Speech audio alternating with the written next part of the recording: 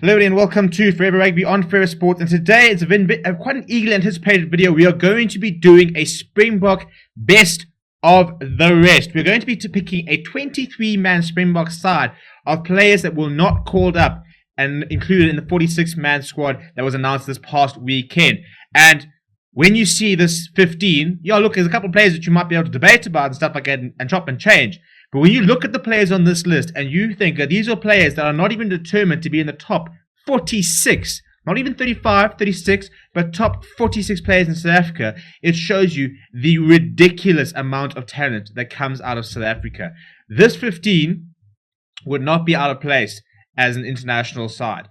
Maybe not as a Springbok side right now, but as an international side, if you saw these guys running onto the field, you wouldn't sit there saying that's a second-rate side. This is a proper good team with some very, very good players.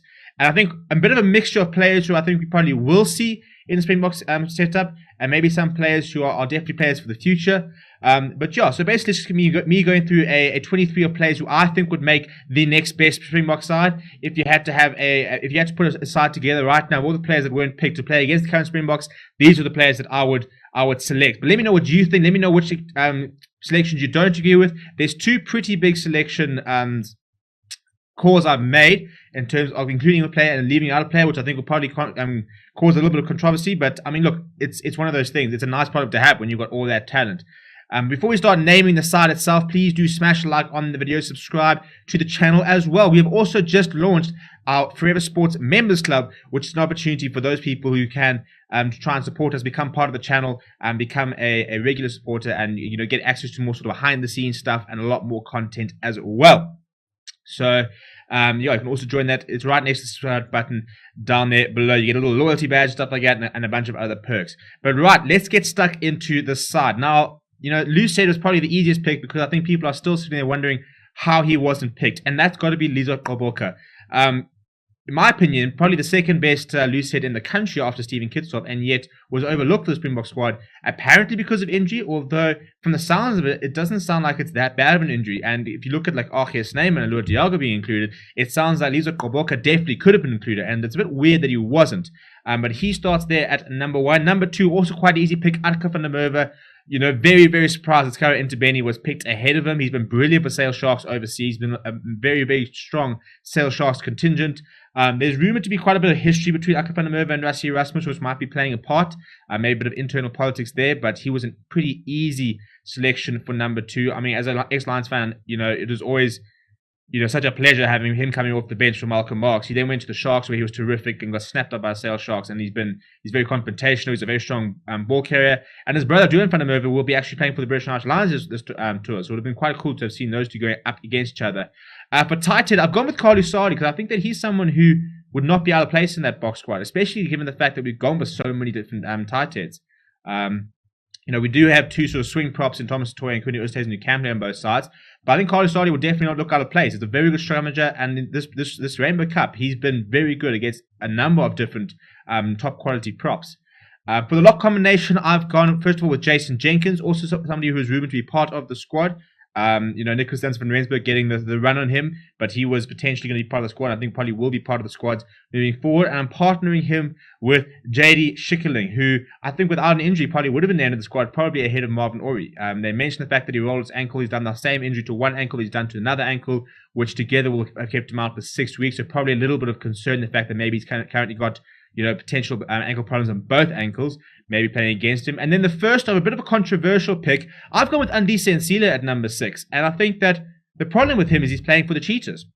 Because I thought during the Currie Cup of Super Rugby Unlocked, he was brilliant, looking really good week in, week out. It was him and Marco Verstappen as the two sort of form number 6s.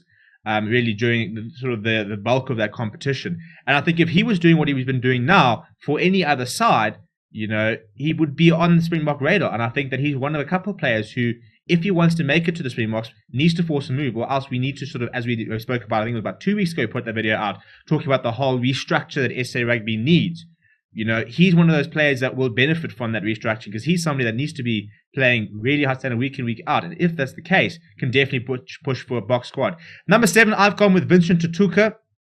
I've gone with him ahead of Ulrich Lowe. I think Ulrich Lowe is a bit of a flavour of the month. I think he's a terrific player. There's no doubt he will play for the Springboks. That's not a debate. He will play for the Springboks one day.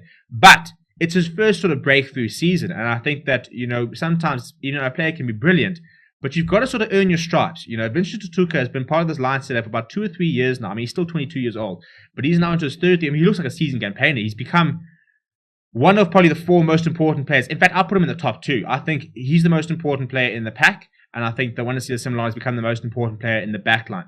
Those 2 are the 2 that the Lions need to kind of build their team around. Yes, there's a couple of other players as well, but I mean, he is the biggest asset the Lions have in that pack, and I think he would, if he ran out in the starting number 7 jersey, in the Springboks, I don't think anybody would complain. He's been that good for quite a long time. I mean, 22 years old, he's got a very exciting future ahead of him. And then number 8, we've got with Marcel Coetzee. Played number 8 man a lot for Ulster, and I think that we probably could see him at number 8 for the Bulls this weekend when they play against the Sharks. Because of the absolute way. It'll be interesting to sort of see where they go. Are they going to bring in Nizam Carr at 8th man, or are they going to play Marcel Coetzee at 8th man? Maybe move Arno Botha as well. How they're going to sort of balance up this weekend. It'll be quite interesting to see. Albert Lowe also looking like a bit of a doubt. So, yeah, the number 9 has got Jaden Hendricks. That's somebody who I also thought probably should have been part of the box squad. Same with Marcel Coetzee. Sort of surprising that those 2 weren't in the box squad, and maybe the likes of, Reinhard Alstad and Snell Nahamba were. But Jaden Hendricks is a future box star. I think him and his brother are going to be very, very important in South African rugby in the next couple of years. I think they could become a starting combination for the Springboks in 5 or 6 years' time.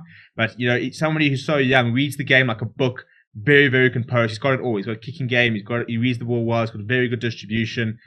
He's a very talented player. Number 10, Cohen Barch. It has to be that he was the form fly half during the Super Rugby Unlocked and Currie Cup, and unfortunately kind of fell away in the preparation series and in the Rainbow Cup. And we talk about recency bias in sporting terms, and basically what it means is that players, you tend to pick players on form, but you kind of sometimes forget what they were doing before. And maybe after they had a couple of bad games, and suddenly they say, well, he's out of form, we can't pick him. But it's frustrating because you can have a great 7 months and then have a mediocre 2 months, and you get judged on those 2 months as opposed to the 9 months of which 7 of them you were brilliant. So I think he will be part of the box squad eventually. If it wasn't for Morné Steyn playing so well, I think he probably would have been there anyway. The 2 wings, I've gone with Raymond Roulet at number 11. Has played a lot of rugby at 13, but I've decided not to go, and you'll see why when I get to 13. But I mean, for those of you who only remember him from back in that sort of the bad time with the box, he's become a completely different player. He's become one of Lowe Rochelle's most important players. He's revolutionized life there, number 13 for himself. He's become a really good defender of the ball, and I think he would have been in the box squad as well. 12, it has to be Cornel Hendricks, because Rassie Erasmus basically said if it wasn't for a bit of politics and a couple of off-the-ball issues, he would have been part of the squad anyway. So only Andre Esterhuizen for me is making onto the bench. You've still got Johan Janssen van Rensburg, who's there on the fringes, but Cornel Hendricks for me would be the obvious choice at 12. And at 13, I've gone with Jan Serfontein.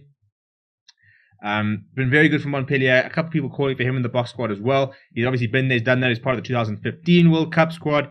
He's been around the block. Hasn't quite lived up to sort of the expectations I think we all thought about. I mean, we see some of these players at S10-20, and we put so much pressure on them, and sometimes they get rushed through the system a little bit, and sometimes get fallen down the weight side. Injuries often play a role, and he's been one of those sort of players. Number 14, I've gone with Madosh Tambwe. He's been brilliant in the last sort of 6 months. Since switching up to the Bulls, he's looked like a completely different player. I mean, he was playing well for the Sharks. There's no doubt that. But he's been even better for the Bulls. The form wing in the country at the moment, running in tries for fun. Number 15, I've gone with Dylan Lates. He's been brilliant for moving overseas. Covers a lot of positions. Can play fullback, can play wing. Lots of skill. He actually had quite a good time when he was in the box setup. And I think probably because he was quite unlucky to have sort of fallen out by the wayside. It's just such a difficult position to get into. I mean, you think that we lost Aphiwe Diantia and he got replaced with Makazole Mapimpi, who's become a revelation. You've got Cheslin Colby, who's come in the last 2 years and been phenomenal for the box. You've still got Spirin Corsi. So I think Dylan Lates is somebody who is, a victim of just the ridiculous depth South Africa has in that position. But I think he would cover 15 very well. Can slot onto the wing as well. In terms of the bench, these are who I've gone with. I've gone Fezin Barter. He's part of the Springbok alignment camp. Obviously rated very highly by the Springbok setup. One for the future. I think a bit of a tricky time in his career now with Bongi Mbonambi having moved to the Sharks, but a very good player, and I think he'd be a nice replacement for Akafana Merva. 17, I've gone with Steve Satole.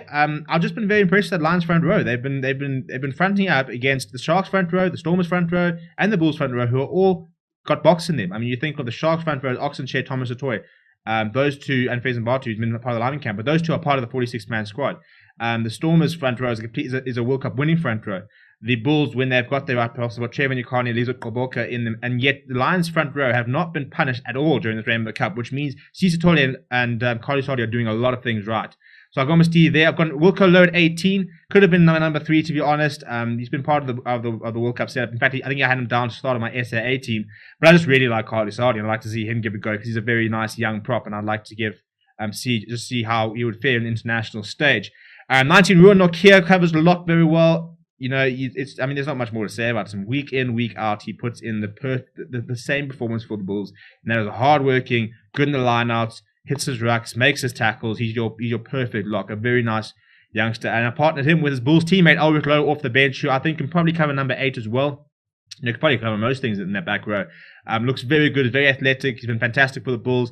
You know, I thought about starting him, but I thought Vincent Tuka has been doing it for longer. So that's where sort of I went there.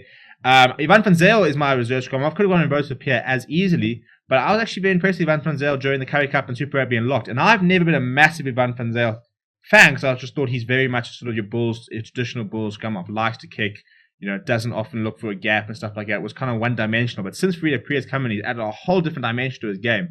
And he was playing very, very well during those 2 tournaments. Andre Estesen gets the number 22 jersey. You know, a nice hard-hitting center there. The perfect sort of replacement if you want to add a bit of grunt and a bit of power in late in that second half.